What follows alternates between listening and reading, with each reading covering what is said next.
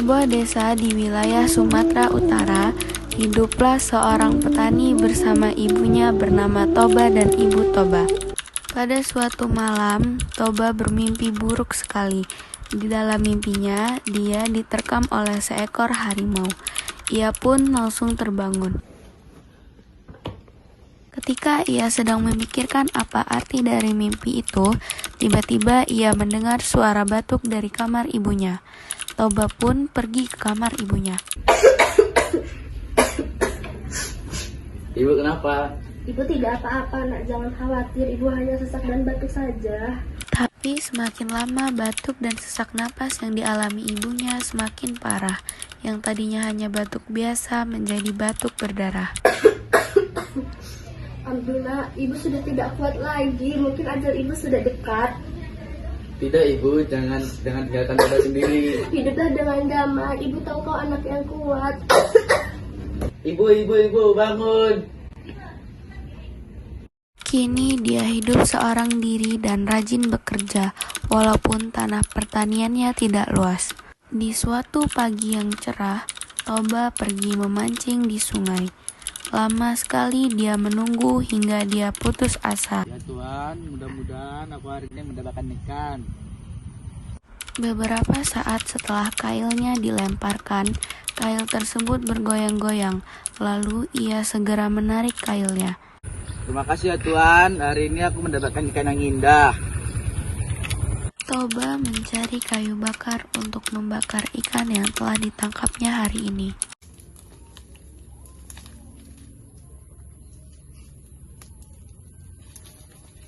Ketika ia sedang mencari kayu bakar, tiba-tiba ikan yang ditangkap Toba berubah menjadi seorang gadis yang cantik jelita. Toba pun datang. Toba terkejut ketika melihat ikan di ember sudah tidak ada. Di mana ikan besar cantik dan rupawan itu? Jangan khawatir, Pak. Aku manusia sama seperti kau.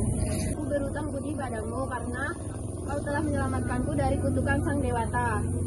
Rupanya gadis itu bisa membaca keinginan Toba. Aku mau jadi istrimu. Benarkah? Ya, tentu saja.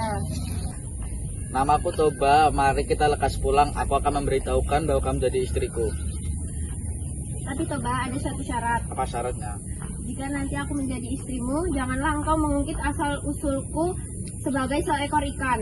Jika masyarakat tahu, akan terjadi bencana besar. Baiklah, percayalah semua padaku. Marilah kita pulang. Mereka pun pergi ke rumah dan menjalankan kehidupan mereka layaknya pasang suami istri. Toba merasa tentram dan bahagia. Setahun kemudian, kebahagiaan Toba dan gadis cantik bertambah karena gadis cantik itu melahirkan seorang anak laki-laki dan diberi nama Samosir. Samosir tumbuh menjadi seorang anak laki-laki yang sehat dan kuat, tetapi sangat nakal. Ia mempunyai kebiasaan aneh, yaitu selalu merasa lapar, dan ia juga selalu membuat kesal dan marah kedua orang tuanya, karena ia tidak pernah mau membantu pekerjaan orang tuanya. Dari mana saja kau, Samosir? Dari main di luar rumah, Ibu. Ibu panggil-panggil tadi kau tidak dengar. Ya sudah, antarkanlah bekal ini kepada bapakmu. Ibu saja yang mengantarkan. Ibu sedang memasak, Samosir. Antarkanlah, nanti bapakmu marah. Yaudah, bawa sini bekal aku antarkan. Dari awal memang sudah tidak berniat Samosir mengantarkan makanan tersebut. Sesampainya di pertengahan jalan, Jangan kesal aja membuatku lelah. Aku makan saja bekal bapak ini. tanpa perasaan bersalah, Samosir pun memakan bekal bapaknya. Bapaknya yang sudah kepanasan dan kelaparan menunggu memutuskan untuk pulang. Sesampainya di rumah, Lapar kali aku ini. Samosir, kau kemana masakan ibu? Sudah aku habiskan semua, Pak. Saat mengantarkan makanan ke bapak. Karena perjalanan sawah sangat melelahkan. Dasar anak ikan, rakus sekali kau. Samosir pun pergi menghampiri ibunya yang sedang di ladang. Mengapa kau menangis, nak? Apakah benar aku anak ikan, Ibu? Siapa yang mengatakan itu kepadamu? Jawab, Samosir. Bapak yang mengatakan itu, Ibu.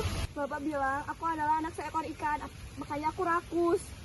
Ya, ibumu ini adalah seekor ikan sebelum menikah dengan bapakmu. Sekarang kau mendaki bukit dan memanjat pohon tertinggi. Baik, Ibu. Pada saat ibunya ingin kembali ke rumah, tiba-tiba ada suara yang muncul dari langit. Suamimu sudah melanggar janjinya. Sekarang kamu tidak bisa hidup di muka bumi ini. Kau harus meninggalkan muka bumi ini. Kau harus kembali ke tempat asal kau. Setelah mendengar suara gaib, seketika itu juga Samosir lenyap tanpa jejak dan bekas. Tiba-tiba langit menjadi gelap dan turun hujan yang sangat deras disertai petir.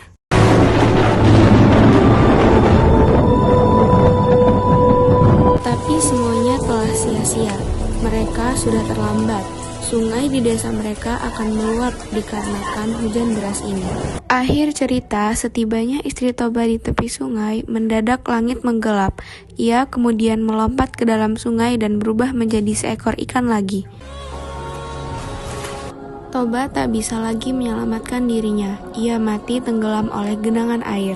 Lama-kelamaan, genangan air itu semakin luas dan berubah menjadi danau yang sangat besar.